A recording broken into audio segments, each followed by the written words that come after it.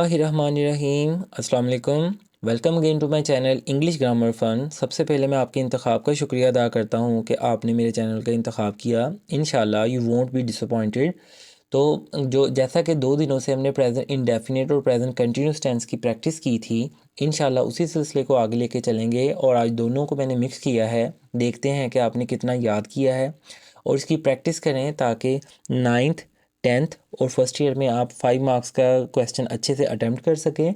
और ज़िंदगी में अगले मराहल में मुख्तलिफ़ किस्म के टेस्ट अगर आप पास करना चाहते हैं तो मेरी प्रीवियस वीडियोस को वॉच करें और अपनी इंग्लिश इंप्रूव करें। इंशाल्लाह आप इससे बहुत गेन करेंगे। तो आज हम ये देखेंगे कि जो हमने सिग्नल वर्ड पिछले 2 दिनों से याद किए हैं, देखेंगे कि वो हमें क्या फ़ायदा पहुँचाते हैं। मैंने मिक्स फ़िक्रे लिखे हैं, तो देखते हैं। फर्स्ट सेंटेंस की अगर हम बात करते हैं तो इसमें एट प्रेजेंट है। ये मौजूदा एक्टिविटी को बता रहा है। जैसा कि मैंने बताया था कि प्रेजेंट कंटिन्यूस टेंस में हम एट प्रेजेंट का इस्तेमाल करेंगे। दूसरे सेंटेंस की अगर हम बात करते हैं तो यहाँ पे एट 10 जो है ये हमें रूटीन के बारे में बता रहा है। तो जैसा कि हम जानते हैं कि प्रेजेंट इंडेफिनिट टेंस में हम हैबिट या रूटीन की बात करते हैं, तो ये प्रेजेंट इंडेफिनिट टेंस का फ़िक्रा होगा। उससे अगले की अगर बात करते हैं थर्ड सेंटेंस की, तो ये यूनिवर्सल ट्रुथ को इंडिकेट कर रहा है। जैसे ही हमारे ये सेंटेंसेस कंप्लीट होंगे तो इंशाल्लाह इसको सॉल्व करेंगे, तो मज़ीद स्ट्रक्चर के बारे में भी डिस्कशन करेंगे। अगले सेंटेंस की अगर हम बात करते हैं उसमें रेगुलरली जो है ये सिग्नल वर्ड है प्रेजेंट इंडेफिनिट का, बाकायदगी से ये हैबिट या रूटीन को इंडिकेट कर रहा है। उससे अगले सेंटेंस की अगर हम बात करते हैं तो ऑलवेज़ जो है ये भी प्रेजेंट इंडेफिनिट का सिग्नल वर्ड है। इसको हम देखते हैं। और लास्ट सेंटेंस की अगर हम बात करते हैं तो इसमें नाउ जो है ये अगेन प्रेजेंट कंटिन्यूस टेंस को इंडिकेट करता है। तो हमने जाना इन तमाम सेंटेंसेस में कि अगर एक सेंटेंस को देख के हम फौरी तौर पे आइडेंटिफाई कर जाते हैं with the help of signal word, तो इसका मतलब ये है कि कभी इम्कान है कि हमारा पेपर जो है बड़ा अच्छा अटैम्प्ट होगा। तो दोबारा हम देखते हैं कि at present, now, right now, at the moment अगर होगा तो ये प्रेजेंट कंटिन्यूस टेंस का फ़िक्रा है। अगर हमें हैबिट या रूटीन या कुछ ऐसे सिग्नल वर्ड्स जो कि एडवर्ब्स हैं, जो कि एडवर्ब्स ऑफ फ्रीक्वेंसी हैं, वो हमारी हेल्प करेंगे। एडवर्ब ऑफ फ्रीक्वेंसी को जानने के लिए आप प्लेलिस्ट में जाके वहाँ एडवर्ब वाली जो प्लेलिस्ट है वहाँ पे आप इसको मज़ीद जान सकते हैं। इसको डिटेल में बताया गया है। ये आपको आइडेंटिफाई करने में हेल्प करेगा। तो कोशिश करें कि इन वीडियो से आप लोग सीखें और कमेंट्स में आप अपनी फ़ीडबैक दें ताकि मैं जान सकूं कि आपने क्या सीखा है। और ये ज़रूर बताया करें कि आपने नया क्या सीखा है। उससे जान के खुशी होती है कि हम किसी की हेल्प करने के काबिल हुए हैं। चलें जी, अब स्टार्ट करते हैं।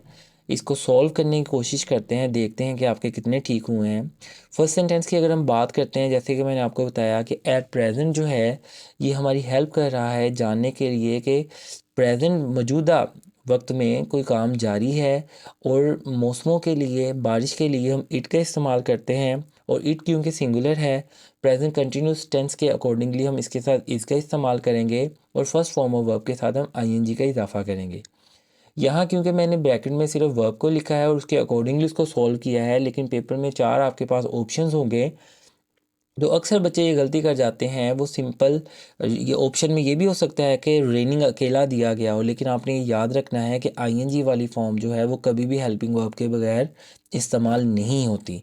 और दूसरा ट्रिक जो है वो ये है कि आपने सब्जेक्ट के साथ वर्ब का एग्रीमेंट करना है, इट के साथ हमने इसको देखना है। अगले सेंटेंस की बात करते हैं।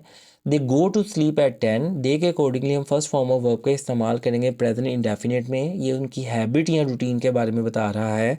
तो इस सेंटेंस से आप ये जानें कि जब भी कभी आप अपनी हैबिट या रूटीन के बारे में बात करना चाहें तो आप प्रेजेंट इंडेफिनिट का सहारा लेंगे। अगले सेंटेंस की बात करते हैं। The sun sets in the west. तो सूरज जो है ये मगरिब में गुरूब होता है। ये यूनिवर्सल ट्रूथ है, ऑल ओवर द वर्ल्ड लोग इस पे एग्रीड हैं। तो इसलिए ये प्रेजेंट इंडेफिनिट की एग्जांपल है। इससे अगला जो सेंटेंस है, they do their work regularly.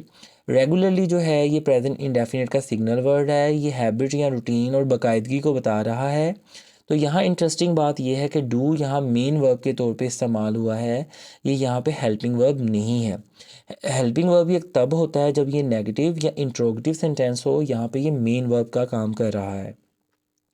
अगला सेंटेंस हम देखते हैं, उसमें ऑलवेज़ जो है ये अगेन जो है प्रेजेंट इंडेफिनिट को इंडिकेट कर रहा है। दे के अकॉर्डिंगली हम simple first form of verb का इस्तेमाल करेंगे। They always come back home late, तो कम जो है यहाँ simple first form of verb का इस्तेमाल करेंगे दे के अकॉर्डिंगली, और ये हैबिट या रूटीन को इंडिकेट कर रहा है।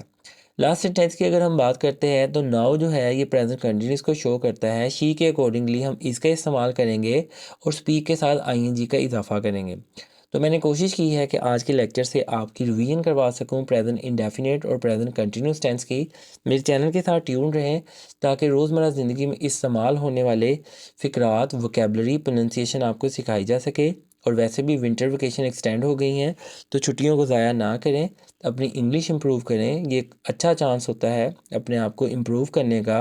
और न्यू ईयर रेजोल्यूशन यही है, मेरी तो यही है कि ख़ुद को एजुकेट करना है और इंशाल्लाह दूसरों को एजुकेट करना है। तो आप भी सीखें और सिखाएं, ये सिलसिला टूटना नहीं चाहिए। याद रखें। अल्लाह हाफिज़।